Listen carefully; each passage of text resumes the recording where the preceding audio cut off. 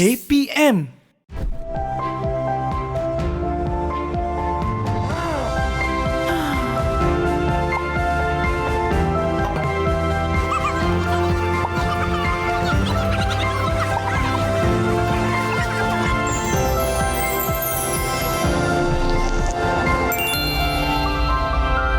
Assalamualaikum dan selamat datang menonton Membina Jawara, rancangan di mana kami bersama-sama berkongsi pendapat, pengalaman dan juga tips-tips yang dapat membantu ibu, bapa, anak-anak semua untuk membina jawara di dalam diri kita. Saya Sharifah Alea dan sebelum kita mulakan topik hari ini, mari kita berkenalan sedikit sebanyak dengan tetamu online kita. Ada Suhaimi, Ariana, Putri dan juga Adnan. Assalamualaikum. Hai. Okey. Kejap lagi kita akan beri peluang untuk mereka bertanyakan soalan mengenai topik kita hari ini, iaitu alam maya dan media sosial. Yes. Kebelakangan ini anak-anak kita tak kira usia ya, seawal usia 4 tahun anak saya yang paling muda sampailah ke sepanjang remaja banyak menghabiskan masa di alam maya.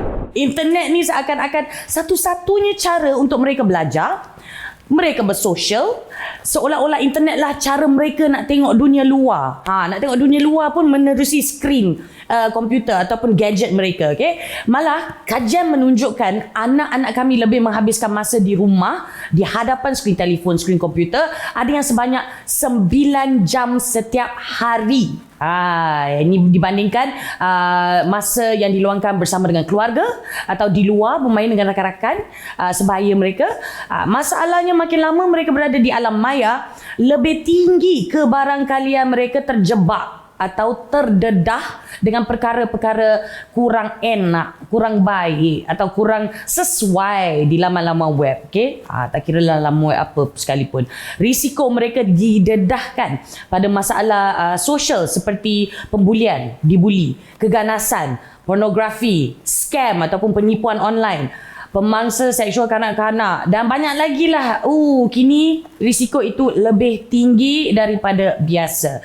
Jadi apa yang boleh ibu atau bapa lakukan untuk menjadikan alam maya ini sesuatu yang sebenarnya sangat membantu lebih selamat buat penggunaan anak-anak kita. Selamat kembali diucapkan kepada panel pakar kita hari ini, Profesor Datin Dr. Mariani Mat Noor, pakar psikologi kanak-kanak. Assalamualaikum. Waalaikumsalam ya. Prof Purple hari ini saya suka. I like. Okay, I like. Yes, I like the identity tudung tu pun ada. Suka gitu kan. Okeylah Prof. Saya nak tanya terus, apa agaknya kita tahu dia banyak anak-anak kita banyak meluangkan masa di internet, tapi apa yang membuatkan mereka semakin berharap ataupun dependent pada gadget-gadget mereka sekarang ni? Okey, kita cerita dalam pandemik COVID lah ya. Okey. Mereka tak boleh keluar rumah. Betul. Mereka tak boleh keluar rumah. Kalau nak keluar rumah pun perlu ada ibu bapa yang mengiringi, tetapi buat masa ni tak boleh lagi lah. Memang ya. tak boleh. Jadi bila tak boleh keluar rumah, tak boleh itu, tak boleh ini, mereka kena duduk dalam rumah. Tambah lagi ada PDPR, pembelajaran dan pembelajaran di rumah. Saya tahu PDPR je. Nak panjangkan saya dah PDPR tu di rumah. Okey. Dan PDPR pula menggunakan gadget. Betul. Dalam talian. Ya. Bukan cikgu datang ke rumah, tetapi cikgu itu dalam gadget. Betul. Jadi nak tak nak, mau tak mau, itu salah satu sebab. Mereka perlu gunakannya untuk proses belajar. Betul. Takkan cikgu tak bagi kerja kan. Jadi bila nak bagi kerja, kena search, kena cari maklumat-maklumat pun menggunakan internet juga. Betul. Lainlah kalau ibu dan bapa boleh bagi, orang kata semua dekat fingertip, semua boleh bagi, tak boleh kan. Tadi projek seni ke apa kena pensel. Saya ingat tadi bila saya nak datang ke sini, saya pentingkan gadget saya. Sebab itu saya pastikan dia full bateri. Sebab menjadi pemandu arah. Betul. Betul. Waze, Google Map dan sebagainya. Kita sebagai dewasa pun sangat-sangat bergantung pada gadget ni. Jadi selain daripada itu juga, bukan sahaja orang dewasa, kanak-kanak remaja, kita juga shopping menggunakan internet. Online. Cerita kat orang. Banyak jenis shopping online di sini. Baik, semua ni sebenarnya boleh dilakukan tanpa internet atau social media atau alam maya ini. Sepatutnya. Tapi memandangkan kaedah ini lebih cepat. Ya, lebih orang kata cepat, laju sangatlah berbanding nak pergi ke sana kena naik kereta dulu dengan traffic jamnya. Jadi pantas dalam masa yang sama sangat berkesan, sangat efektif. Jadi mau tak mau di mana anak-anak itu berada dengan kekangan, tak boleh keluar rumah, perlu belajar dalam rumah walaupun ada cikgu yang mengajar. Jadi mau tak mau kita kata internet itu sangat penting untuk anak-anak ini, bukan anak-anak aja Lia, untuk kita juga. Betul. Ya. Dalam masa yang sama untuk melihat dunia luar pun kadang-kadang sekarang ni kita dah terpaksa menerusi skrin. Betul. Kan? Anak saya yang 4 tahun tu belum hafal lagi gambaran padang bola ataupun taman kan sebab dah betul. So sekarang dia tengok ada keluarga yang kadang-kadang bila nak melawat lawatan sana lawatan sini kesian melalui online saja.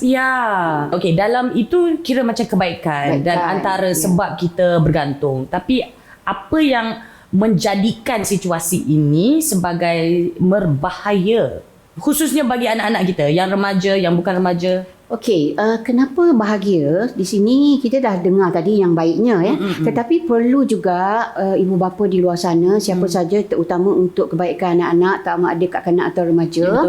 Kita lihat, kita tidak mahu anak-anak ini terjebak dalam apa yang kita kata ketagihan internet. Kalau ada yang kata ketagihan rokok, itu satu hal lain. Tetapi ini ketagihan internet itu jauh lagi bahayanya. Ya. Jadi kenapa yang saya katakan baik ialah apabila mereka ini terlalu dengan gadget itu, ini sedikit sebanyak akan menyebabkan mereka kurang fokus terhadap apa yang mereka perlu buat yang sepatutnya jadi keutamaan. Kalau dia seorang pelajar, kalau dia seorang murid, dia perlu fokus dulu. Tapi disebabkan pada pembelajaran, tapi disebabkan oleh ada perkara-perkara yang boleh entertain, yang boleh beri hiburan dengan dia. Banyak window-window, banyak window sana sini. Jadi mereka tidak akan fokus. Okey. Dan dalam masa yang sama bila dah terlalu sangat berdepan dengan skrin tu, mak panggil, okey ya ibu, okey katakanlah mama Alia panggil okey mama, tapi matanya di sini. Jadi interaksi sosialnya pun kurang. Ya. Adik-beradik, kakak, abang semuanya kurang. Baik dengan nenek, atuk sekalipun kurang. Kerana apa? Kerana interaksi itu telah banyak bersama dengan gadget itu. Okey. Jadi dalam kalau kita lihat di sini kurangnya interaksi sosial dan dalam masa yang sama jika terlebih melihat skrin itu, maknanya screen time itu terlalu banyak, dia boleh membawa kepada, boleh menjejaskan kesihatan fizikal kita. Kenapa kesihatan fizikal? Kalau terlalu melihat, dia akan boleh merosakkan orang kata apa, penglihatan mata kita. Dan dalam masa yang sama kadang-kadang dia bila dah seronok sangat lupa makan. Bila dah lupa makan, itu tak apa. Kesan sangat ibu ini. Bila dah lupa makan kadang-kadang pula corak tidur. Tidur waktu malam. Itu paling Tapi sekarang remaja tidur waktu siang, malam berjaga. Itu apa itu? Jadi itu tak ikut norma yang sebenarnya. Dan jadi, tak sihat untuk mereka tak kan? sihat. Jadi ini yang saya katakan bahawa banyak kebaikannya, tetapi jika tidak dipantau, itulah antara perkara-perkara yang boleh membahayakan anak-anak kita ini. Prof ada sebut sedikit pasal bersosial dengan cara mereka bersosial dengan ibu bapa dan anak-anak pula dengan adik-beradik mereka semuanya. Tapi kalau kita perasan sekarang ni, cara mereka bersosial sekarang ini lebih kepada menerusi gadget-gadget mereka, menerusi social media ataupun games. Betul. Online games, dia berkenalan dengan kawan-kawan baru, dengan kawan-kawan lama yang dah sangkut PDPR, PKP juga kan. Ada je berkenalan dekat situ, bercerita dekat situ. So, apa sebenarnya risiko yang mereka hadapi dari segi sosial dan juga kesihatan mental? Development of their mental health lah basically. Ada risk? Memang ada, terutama kalau mereka ini banyak melayari laman media sosial secara lebih personal. Kalau kita kata instant messaging, sebab di sini kalau kita perlu ingat bahawa kita ada dunia reality, tetapi alam maya juga ada dunianya. Bila kita kata ada dunia, maka adalah penghuninya. Dan penghuni ini merupakan netizen yang sedikit sebanyak kalau mereka tidak puas hati dengan apa yang anak kita remaja tuliskan, maka banyak bidasan, banyak kritikan. Jadi bila anak ini daya ketahanannya agak kurang, ya kita kata dah susah hati, macam mana ni, itu dah ini. Jadi kadang-kadang perkara ini sedikit sebanyak kalau berlarutan kesedihan itu, kecewa itu, maka dia boleh menjejaskan kesihatan mental. Kesihatan mental ni bukan maknanya dia tak betul. Kesihatan mental ni maknanya dia bimbang, susah hati, cemas, itu yang dikatakan anxiety, stres yang berlarutan boleh membawa kepada kemurungan ataupun depression itu. Jadi ini kesihatan mental yang sangat patut kita elakkan. Dan kalau daripada aspek sosial, mungkin mereka bergaul, kalau kawan-kawan baru, mungkin kawan itu baik. Sebab bila berinteraksi dalam alam maya ini, kita tidak tahu kawan baru itu siapa sebenarnya mereka. True. Itu antara yang paling saya risaukan. Yalah kalau dekat kindergarten ataupun daycare ke apa ke, kita nampak. Kita boleh jumpa dengan ibu bapa. Kan? Kalau online tu nama je pun boleh. You know, nama saya 4 tahun padahal dah 40. Kau kenapa berkawan dengan anakku? Macam tu kan, kita tak tahu. So sekarang ini anak-anak kita terlalu terdedah pada apa-apa saja perkara di alam maya seperti keganasan. Yang saya risau adalah sexual content ataupun more adult content lah, you know. I mean, it's not necessarily sexual. Ada yang lawak jenaka pun macam sangat tak sesuai untuk kanak-kanak. Perkataan-perkataan yang digunakan terlebih kasar. Kalau nak bandingkan pada dunia sebenar, apakah impact, the prolonged effects of this? Okey, baik. Kalau kita tengok, saya ambil usia berperingkat ya. Kalau 6 tahun ke bawah, ia boleh menjejaskan, kita kata, ialah perkembangan bahasanya.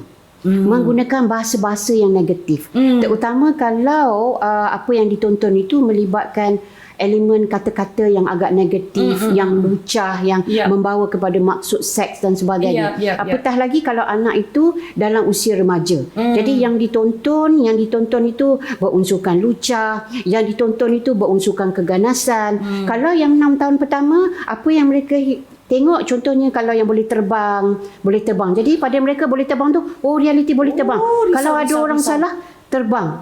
Jadi mereka tidak tahu apa sebenarnya yang betul, apa yang tidak betul, palsu, apa yang benar dan apa yang tidak benar. Jadi ini sedikit sebanyak boleh mengganggu tindakan agresif mereka. Mereka akan terus agresif, memikirkan apa yang ditonton itu adalah yang bagus, yang baik.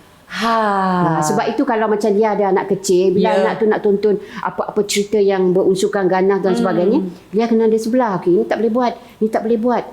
Tapi dalam dunia sekarang ni susah. Saya nak ingatkan kepada ibu bapa lah, ada ramai, saya pasti ramai yang rasa serba salah sebab kita dalam satu rumah. Tapi tak terjaga. Itu bukan sebuah kesalahan ya, sebab kita pun work from home. Kita pun ada downtime kita. Macam hari ni awal-awal tadi kita berdua pun macam blur je kan, Prof kan? Ada je downtime. Ini kat tempat kerja, ini kan lagi dekat rumah. Dah selesa kan. So don't feel guilty, okay? Tapi inilah sebabnya kita berbincang pasal alam maya dan media sosial ini. Okay, kita ada banyak lagi soalan untuk Prof, juga soalan-soalan daripada tetamu online kita yang dah menanti-nanti dah. Tapi jangan ke mana-mana, kita nak berehat seketika dahulu. Okay, kembali bersama Membina Juara.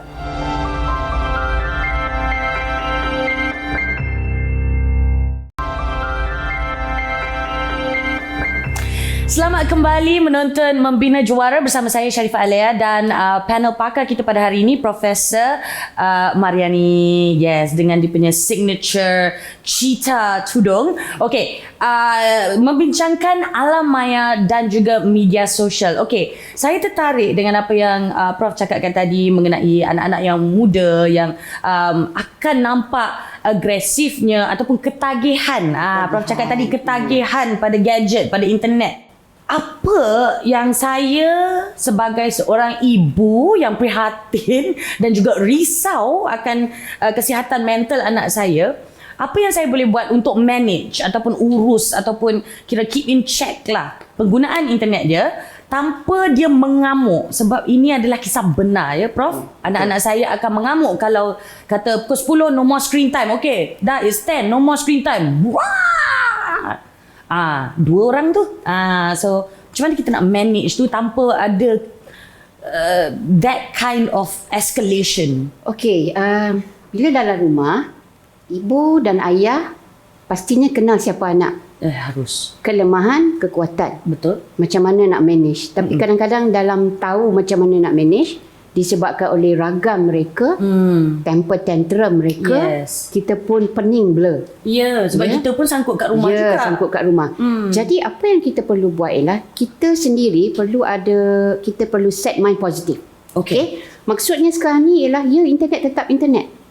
Tetapi takkan tak ada aktiviti lain yang free tech. Free tech.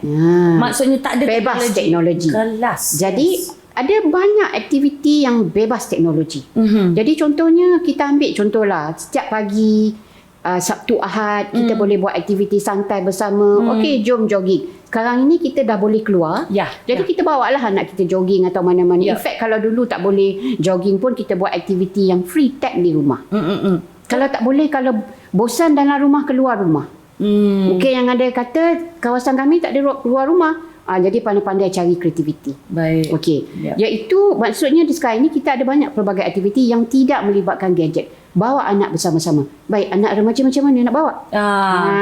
Lagilah. Jadi kalau anak ini pula kita gunakan quality time.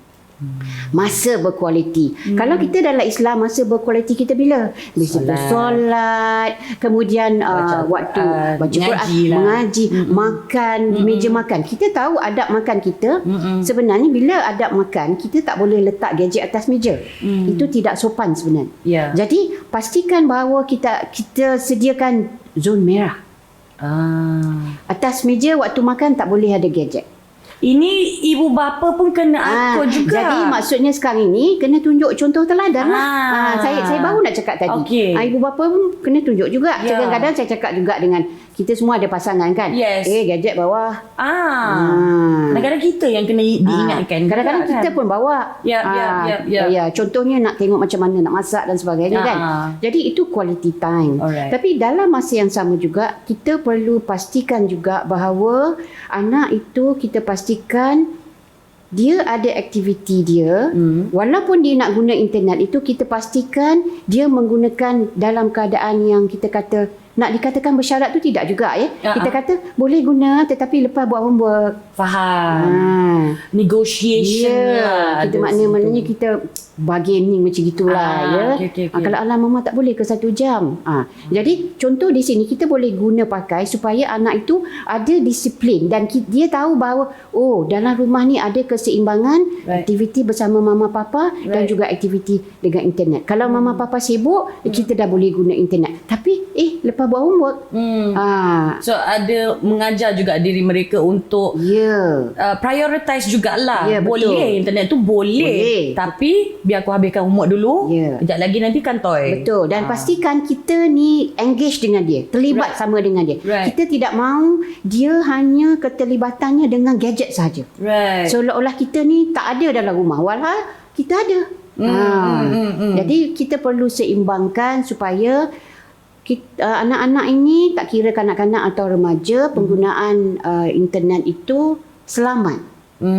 Dan mereka masih perlukan perhatian ibu dan bapa. Perhatian itu, saya rasa lah kan, kalau khususnya pada anak yang preteens ataupun remaja, bila kita gunakan perkataan seperti awasi, I'm monitoring your movement, I'm monitoring your usage, dia akan terasa sedikit correct me if I'm wrong tapi dia akan terasa sedikit macam, what, you don't trust me? Kita perlu elak perkataan-perkataan sebab kita perlu tahu apa beza talk, teach and tell. Okey, silakan. Ni saya suka bila Prof mula bagi 1, 2, 3. Kita ada 3 T. Okey, 3 T. Talk, kita bercakap santai. Jadi tadi Leah kata apa? Okey, ibu monitor kawan mana? Kita jangan cakap macam tu. Jangan gunakan perkataan itu. Jadi kita masukkan cerita itu dalam, kita kata tell. Ataupun kalau kita nak talk, maknanya kita dalam situasi itu bersama sebagai kawan lah. Tapi jangan kata ibu kawan, tak payahlah sebut kawan. Dia kata ibu bukan kawan, ibu tetap ibu. Jadi kita perlu pandai menggunakan perkataan itu supaya mereka ini tak tersentak. Sebab kita perlu ingat remaja ni dia ada ego dia. Definitely. Jadi maksud saya talk, tell and teach ataupun mana-mana satu dulu, dia ada intonasi-intonasi dia. Okay. Kalau seperti yang Lia sebut tadi, I'm monitoring you, you are telling firmly. Sedangkan Lia boleh bawa dalam kaedah bercerita, talk about it. Right. So what are you doing? What are you doing? What are you watching? Best ke? Nampak ni. Wah, ibu dulu tak ada lah macam ni. Dulu lain, sekarang lain. Pandailah jawab. Saya kalau anak-anak perempuan saya yang preteens ni, saya akan tanya, it's not very appropriate. Macam tu kan, like, macam tak best je. Kenapa dia macam tu? Macam kasar je. Then dia orang like, so they stop watching that. So far lah itu. Yelah. Jadi itu antara bagaimana kita nak pastikan bahawa anak-anak ini nanti orang kata dia tak boleh kongsi masalah. Because the moment you say no, maksudnya kita ibu bapa memberi skrip kepada mereka. Sedangkan mereka ada skrip mereka sendiri. Right. Jangan lupa kita ada bincang pasal remaja dulu. Mereka suka bebas. Right. And bebas untuk menilai sendiri. Satu lagi soalan sebelum kita ke tetamu online kita yang pertama hari ini, macam mana kita boleh bantu mereka faham dia orang nak berkebebasan untuk menilai sendiri, tapi macam mana kita boleh bantu mereka faham antara yang kawan-kawan lah, especially kalau bersosial, berkawan dan berkawan yang ada sedikit berbahaya di situ. Macam mana kita nak fahamkan mereka tanpa bunyi macam tell. Bila dalam social media ni, bila ada interaksi antara anak remaja dengan kawan-kawan, terutama kawan yang dia dah lama kenal, tak apa. Maksud dia faham orang kata perangai, sikap, siapa orang tu. Tapi kalau kita ada kawan yang baru, contohnya anak dia ada kawan baru bernama Andrew lah kata dari dia ada anak yang bernama Andrew. Dia membayangkan dia nak seorang pemuda yang tinggi, orang kata hidung mancung, mata biru. Jadi dalam komunikasi itu dia sentiasa membayangkan, wah, Andrew ni bercakap baiknya. Dan di sebelah tembok sana pula Andrew ni mulalah mengorek apa sebenarnya minat katakan Sharifah ini terhadap dia sebagai kawan.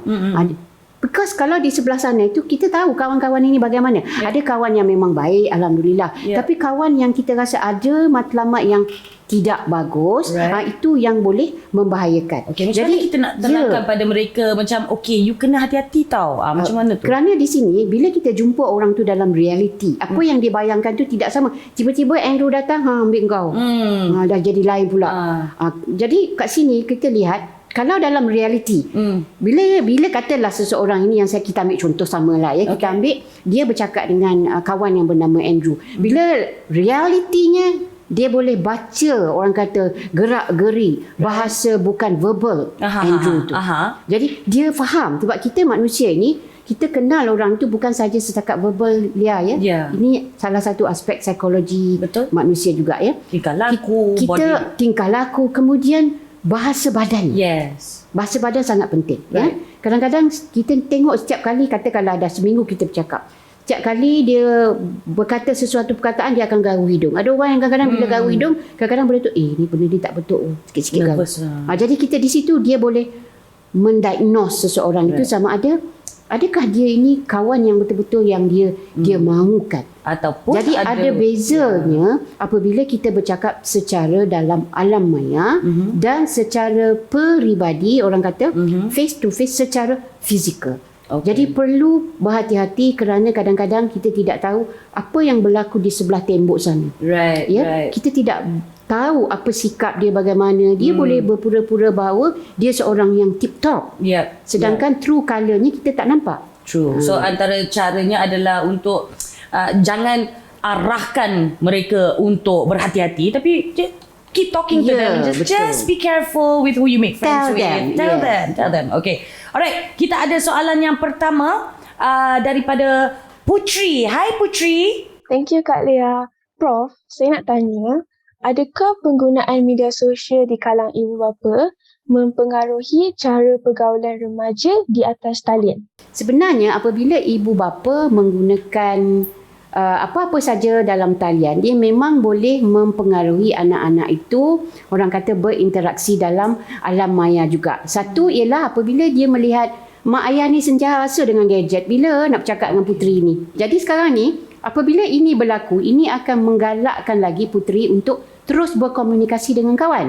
Tetapi sekarang ini, bagaimana Lia berinteraksi dalam alam maya itu bergantung kepada nasihat yang diberikan oleh ibu dan bapa. Walaupun dia aktif dalam alam maya, tetapi kadang-kadang mak ayah ni ada bagi nasihat juga.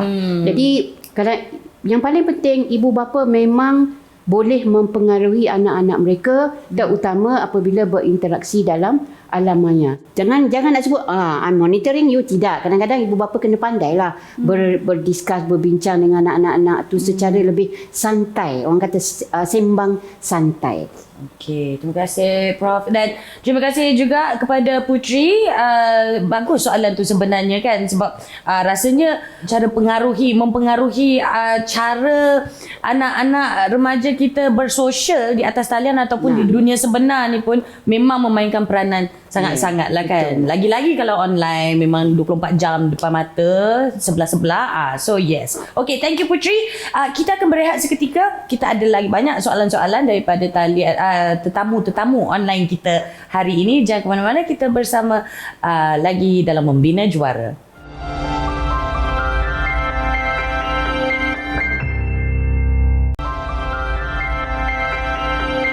Selamat kembali menonton Membina Juara bersama saya Sharifah Alia dan panel pakar kita hari ini Profesor Mariani. Love it. Kita selalu seronok borak dengan Profesor ni kan. Very nice. Okay, hari ini pun topik yang sangat menarik. Jadi lagilah seronok perbincangannya. Topiknya adalah media sosial dan alam maya ataupun alam maya dan media sosial. Tanpa melengahkan masa, kita akan terus ke tetamu online kita. Silakan Ariana. Hai Prof. Saya ada satu soalan. Jika sebagai remaja, saya tidak cakna tentang media sosial, apakah saya tergolong dalam komuniti buta teknologi dan anti pemodenan masa depan? Umur Ariana berapa tahun ya? 12. 12. Jadi 12 tahun itu masih lagi muda, baru masuk transisi dari kanak-kanak ke remaja. Kalau Ariana sendiri kata tak cakna, itu persepsi sendiri ya. Kerana apa yang dimaksudkan dengan cakna media sosial ini ada banyak ya. Kalau kita boleh pegang tertikus itu, kita dah kira okey. Kalau kita dah boleh Google dekat internet, okey, nak tengok Sharifah Alia siapa, tengok Prof Mariani siapa, dia itu dah kira dah cakna dah ya. Cakna di sini maksudnya bergantung kepada kategori-kategori tertentu. Jadi walau ada orang yang mengatakan Ariana ini buta teknologi, pada saya itu persepsi mereka. Tetapi untuk diri sendiri, you must be positive. Right. Kalau buta teknologi, nak pegang handphone pun takut, nak pegang tertikus mouse tu pun takut, apatah lagi nak Google sana sini. Yang akhirnya apabila nak buat kerja rumah, mak ayah yang tolong buatkan. Itu baru dikatakan buta teknologi. Dan kalau ada yang mengatakan anti pemodenan masa depan, itu juga satu kesilapan. Apa yang didefinisikan sebagai pemodenan masa depan? Apa maksudnya pemodenan masa depan? Kalau anti ni tak boleh letak pun earphone dekat situ ya Ariana ya. Kalau orang yang anti dia akan kata dengan ayah tak nak ni, ayah tak nak ni. Tak boleh, dan tidak boleh juga bersiaran sekarang ini menghadap skrin dengan kami. Right. Ya Ariana? So you're still good Ariana. No worries there. Okay, kita ke bapanya pula, Cik Suhaimi. Silakan dengan soalan anda. Terima kasih Prof. Soalan saya, apakah cara-cara yang logika dan rasional kepada ibu bapa dalam mengurus had-had kecelaruan media sosial di kalangan anak-anak? Itu memang soalan fantastik tu. What, apps? Kalau apps tu kecelaruan media sosial. Dia kalau kita lihat kecelaruan media sosial ni, kadang-kadang apa yang boleh saya fahami sendiri ialah kecelaruan ni, adakah gadget itu, adakah handphone itu digunakan untuk alat PDPR, ataupun adakah gadget itu digunakan untuk bersosialisasi dengan kawan melalui laman media, perbualan, instant messaging. Kita ada WeChat, kita ada apa lagi? WhatsApp, Telegram. Kita ada WhatsApp, kita ada bagai-bagai. So di sini sepatutnya tidak perlu ada kecelaruan itu, kerana kalau Encik Suhaimi sendiri boleh definisikan apa maksudnya penggunaan media sosial ini, maka saya rasa tidak ada had-had kecelaruan yang dikatakan berlaku di situ. Apa yang penting adalah Cik Suhaimi perlu pastikan dalam rumah itu sendiri perlu betul-betul beri batasan kepada anak-anak. Kalau dalam rumah sini, kalau katalah rumah Lia, rumah saya sendiri, kami adakan peraturan-peraturan dalam rumah. Tetapi bergantung pada rumah-rumah. Peraturan saya menggunakan gadget untuk anak-anak dengan Lia mungkin berbeza. Begitu juga dengan Cik Suhaimi. Tanya diri sendiri. Okey, masa, had berapa masa nak digunakan? Okey, berapa lama nak digunakan? Setengah jam? Adakah nak gunakan hari Minggu saja? Okey. Kemudian apps apa yang dibenarkan, apps apa yang belum boleh. Kemudian bila nak gunakan? Okey, katalah Cik Suhaimi kata beritahu. Okey, Ariana boleh guna gadget ini untuk untuk sembang-sembang dengan kawan-kawan lepas habis kerja sekolah, lepas habis solat. Jadi kita berikan maklumat bila dan akhirnya di mana? Selalunya di mana ni, kalau boleh PC tu, komputer tu diletakkan di ruang tamu, di satu sudut lah Kemudian pastikan pula kalau gadget itu tak boleh ada atas meja makan lah.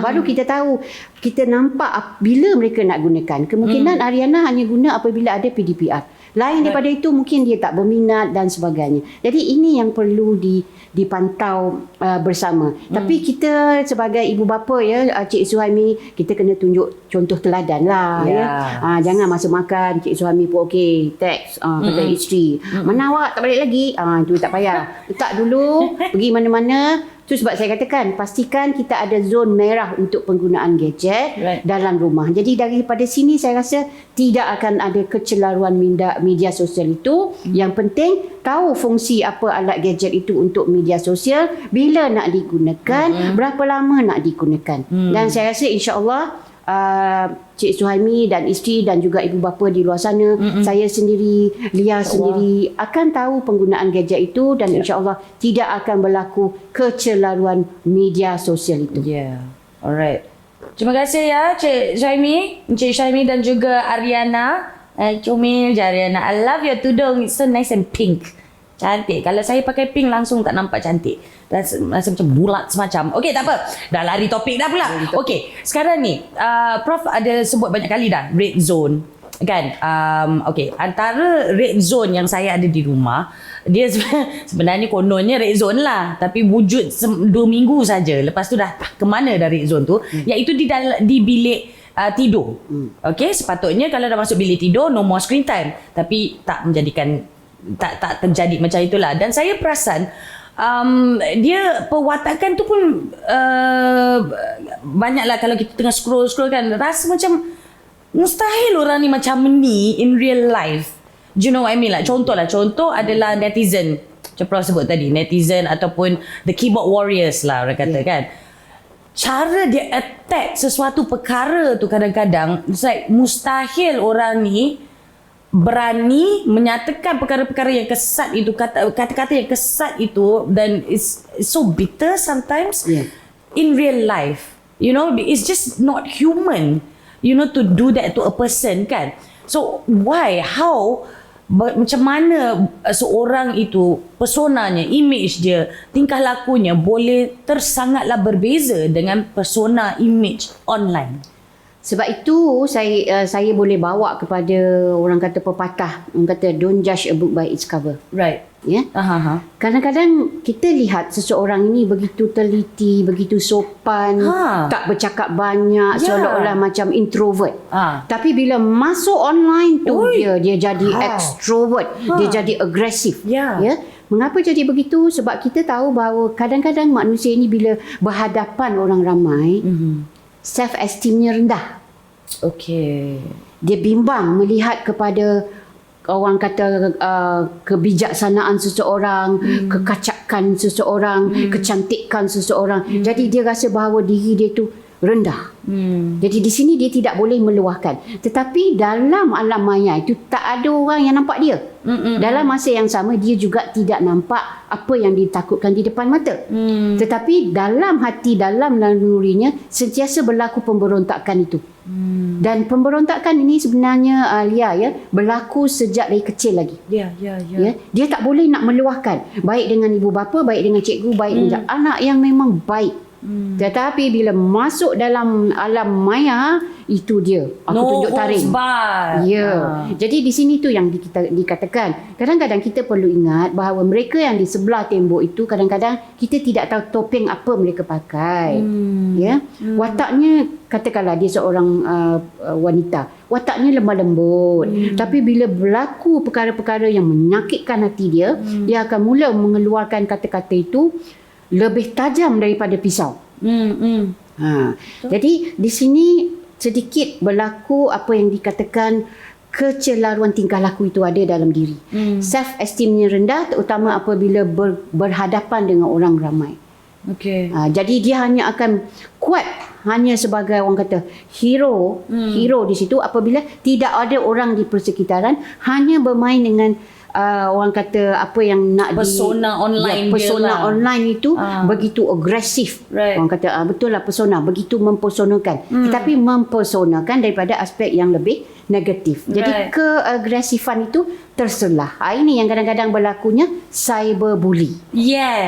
Okey, itu apakah efek itu? Macam tadi ada yang tanyakan, Putri tadi tanyakan contoh ataupun pengaruh ibu bapa. Contohnya lah, ibu bapa kita ni sejenis keyboard warrior.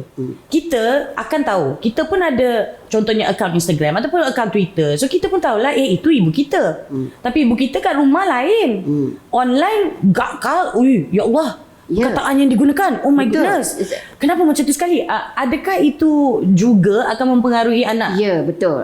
Itu memang, and the way remaja teens look at things, itu sesuai. Sebab tadi bila saya sebut tentang kalau anak itu melihat ibu bapa asyik menggunakan gadget tanpa ada interaksi, mereka akan terus beralih tumpuan pada gadget. Kemudian bila dah dalam laman media, kebetulan pula mungkin ada nama ibu yang sebenar, mungkin ada nama nenek yang sebenar. Sebab sekarang ni nenek zaman moden ini mereka pun pandai main laman media sosial jadi dia tengok ini nenek agresifnya, tapi kat rumah begitu sekali. Jadi ini sangat-sangat boleh mempengaruhi keluarga-keluarga lain. Kerana dia menjadi contoh teladan. Nenek kita terror lah, nenek kita bagus sekali. Kadang-kadang mereka anggap itu bagus. Kerana apabila diberi kata-kata itu, seolah-olah orang yang memberikan kata-kata atau pendapat, kita kata netizen lah mereka begitu banyak peminat. Rating naik, like pun naik, viral. Jadi hebat. Okeylah, adik nak jadi macam nenek lah. Kita pun nak jadi popular. Jadi yang penting popular. Memang boleh mempengaruhi. Itu yang soalan yang ditujukan oleh Putri tadi tu. Which is unfortunate sebab bila datangnya dari tempat yang sangat-sangat bitter ataupun sangat-sangat tak secure dengan diri sendiri. Kan, dan dia mempengaruhi ke anak-anak kita ataupun remaja kita. Dia pada saya lah, seolah-olah macam membentuk cara pemikiran yang dah zaman moden kita kuno balik. Betul. Sebab itu saya kata tadi, kita ada dua dunia. Dunia nyata, dunia alam maya. So kita pun dah kata dewasa kan, haruslah belajar balance it out lah basically kan, dan samakan sedikit lah in real life and online. Okay, berehat seketika, kembali bersama diskusi best ni. Okay, berdiskusi mengenai alam maya dan juga media sosial di Membina Juara.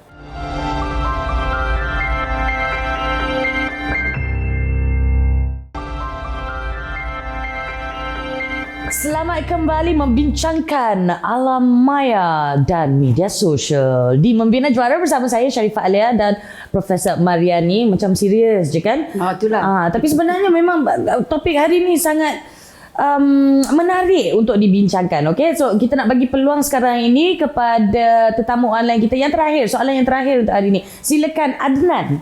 Okay, thank you. So jadi soalan saya ialah remaja kini banyak menghabiskan masa dengan sosial media. Apakah ciri-ciri influencer yang baik yang boleh menjadi ikutan remaja?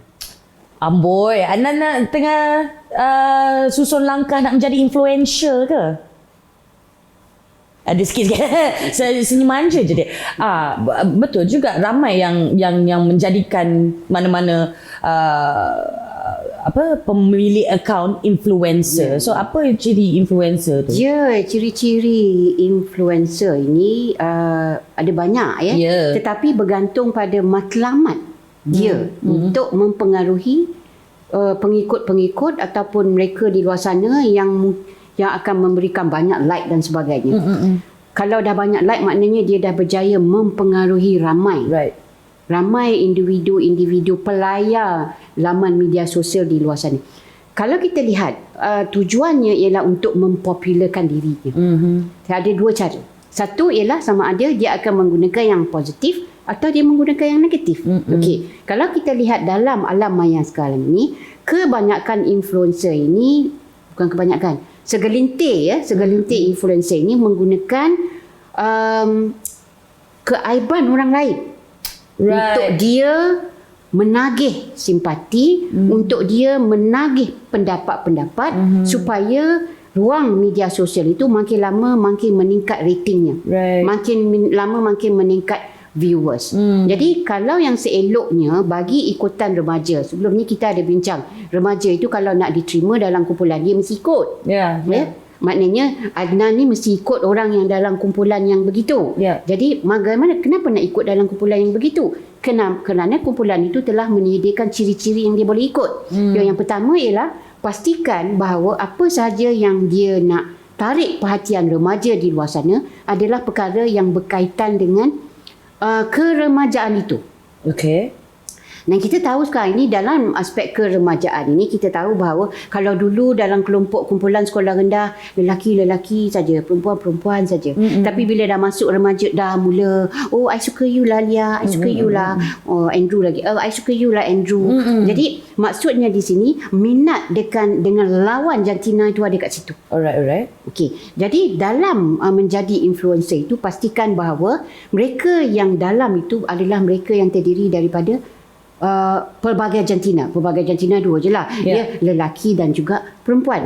Jadi bila dah ada kumpulan remaja yang terdiri daripada lelaki dan perempuan, di situ akan menarik banyak, terutama kalau nama itu keluar pula yang cantik-cantik. Melo, Dahlia, Cempaka, ataupun nama-nama yang memang menjadi minat pada kumpulan ahli remaja itu. Jadi kalau ini yang berlaku, influencer tersebut, individu itu akan berjaya menarik perhatian. Itu yang pertama. Keterlibatan itu melibatkan pelbagai jantina. Yang kedua ialah pastikan isu itu adalah isu semasa. Isu semasa tentang trend terkini. Yang saya sebut trend terkini. Apa yang ditonton dalam trend terkini sekarang? Selalunya kalau remaja ni dia kadang-kadang suka tengok drama, dia suka muzik. Jadi muzik apa yang jadi trend terkini? Jadi sembang santai dalam laman media sosial itu ialah berkenaan muzik berkenaan. Tetapi mungkin tak semua suka muzik. Dia buat pula cerita lain. Jadi influencer ini haruslah, ini yang tip yang ketiga, influencer ini haruslah seseorang yang minat pelbagai bidang. Kerana di luar sana tidak semua minat muzik. Jadi kalau dia bercerita tentang muzik, hanya mereka-mereka remaja yang minat muzik yang akan terlibat dalam media sosial tersebut. Jadi itu antara beberapa ciri-ciri yang sangat penting yang perlu diutamakan. Bukanlah kita nak mengajar tetapi kita nak mengajar, kita boleh ambil lah kita juga mengajar, kita mengajar ke arah kebaikan. Dan sepatutnya influencer ini mungkinlah boleh bertanya dengan ibu bapa sebagai minta nasihat dan sebagainya. Kita tidak mahu nanti mereka menjadi influencer kepada perkara-perkara yang negatif. Ataupun yang tidak di bawah jurusan ataupun pengalaman, pengetahuan. Jadi kalau Adnan nak jadi seorang influencer yang berjaya, keutamaan tadi saya dah sebut 3 perkara tadi. Ambillah dia sebagai satu garis panduan. Tapi sebelum tu tanya dengan mak ayah dulu. Yes, tolonglah. Dan kalau boleh Tak payahlah buat konten yang gila-gila. Itu bukan influencer namanya, itu perosak namanya. Tolong please. Very very dangerous content sometimes. Okay, terima kasih banyak-banyak Adnan. Sudi bertanyakan soalan untuk episod kita hari ini. Sekarang kita nak recap balik, okay? Macam mana kita nak boleh kira macam seimbangkan penggunaan alam maya, internet. Seimbangkan penggunaan alam maya dengan realiti sebenar. Okay. Realiti sebenar, kita semua ada keluarga. Jadi ibu bapa harus memastikan dia ada peraturan-peraturan di rumah.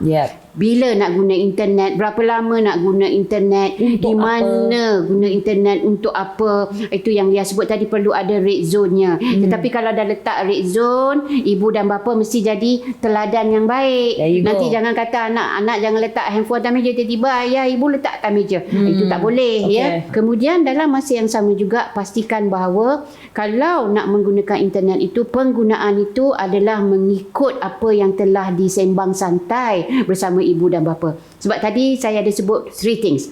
Bila talk, teach and tell, kita nak mengelakkan bahawa anak-anak ni sebenarnya tak suka ditegur. Jadi ada perkara yang kita perlu talk about. Ada perkara yang kita perlu teach dan ada perkara yang kita perlu tell. Okey, kalau ini pastikan jangan berkongsi butir-butir peribadi dalam laman media. Kalau boleh jangan keluarkan gambar-gambar yang boleh merangsang orang di sebelah tembok sana. Yang menyilak aib. Jadi ini adalah antara orang kata tip-tips yang boleh diguna pakai oleh ibu bapa, remaja dan juga untuk rakan-rakan sebaya. Seperti tadi Adnan sebut, nak jadi influencer bagaimana? Jadilah influencer sebagai role model yang baik kepada kumpulan remaja yang satu hari nanti akan menjadi future leaders kita. Maksudnya generasi pelapis yang diharapkan oleh kita sekarang ini. Alright, terima kasih banyak-banyak Profesor. Okey, sekarang ini kalau lah misalnya kata anda seperti kami berdua macam sangat menarik, tertarik dengan episod kali ini, haruslah menonton episod yang seterusnya Membina Juara ini, kerana kita bukan sahaja akan bercerita lagi mengenai alam maya dan juga media sosial, tapi keselamatan alam maya dan juga media sosial. Tempatnya adalah, it's called the World Wide Web. Bermaksudnya sedunia. Ada macam-macam pelosok yang sangat bagus, yang sangat menguntungkan dan pada masa yang sama sangat membahayakan, yang boleh membawa padah yang teramat hebat. Jadi haruslah tonton episod yang seterusnya juga, okey? Kalau misal kata anda ada apa-apa yang ingin anda kongsikan bersama kami atau pendapat ataupun soalan, boleh silakan ke laman media sosial kami. Di mana influencernya adalah bakal panel kita di laman media sosial kami ini, di mana kita akan kongsikan juga tips-tips yang telah pun disenaraikan oleh pakar panel kami dan juga mengambil soalan-soalan daripada anda, feedback daripada anda juga. Okey, jadi jangan lupa layari, like dan juga share lah kalau boleh. Alright, kita akan jumpa di episod yang seterusnya. Ingat bersama kami keselamatan alam maya, episod seterusnya Membina Juara. Kita jumpa episod seterusnya. Assalamualaikum, saya Sharifah Alia. Bye.